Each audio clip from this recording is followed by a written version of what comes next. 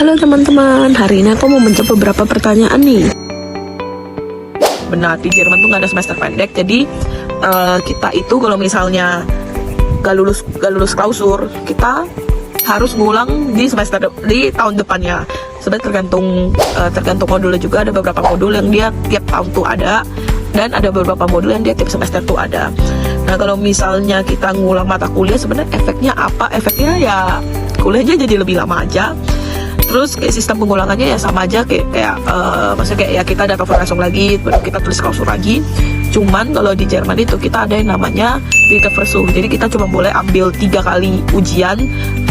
Jadi Ritterversuch itu kalian boleh ngambil maksimal 3 kali ujian dalam satu modul. Jadi misalnya kalian kayak ujian yang ketiga kalian nggak lulus, kalian langsung DO. Terus habis itu setahu aku, kalau misalnya kalian DO-nya kalau di Ritterversuch gitu, kalian tuh nggak bisa ambil jurusan yang sama di uni yang lain. Tapi kalau misalnya jurusan yang lain kayaknya masih boleh ya. Itu aku kurang tahu sih.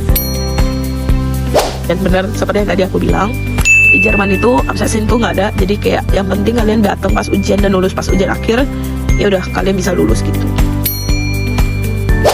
Jadi pengalaman kuliah aku di Jerman sebenarnya biasa aja, kayaknya sama dengan orang-orang di Indo. Cuman mungkin bedanya dosennya di Jerman tuh mereka tuh agak gak begitu peduli sama kita.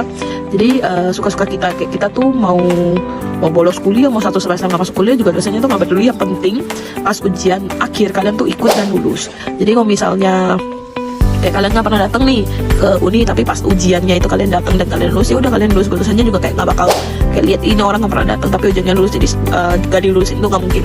Terus kedua, hal sebaliknya juga berlaku. Misalnya kalian kayak datang terus ke uninya, kalian aktif, kalian tanya-tanya, tapi kalau misalnya pas ujian akhir kalian nggak lulus, ya nggak lulus. Jadi kayak dosennya juga nggak bakal kasih kalian nilai absensi lah atau nilai tanya-tanya, tuh nggak ada.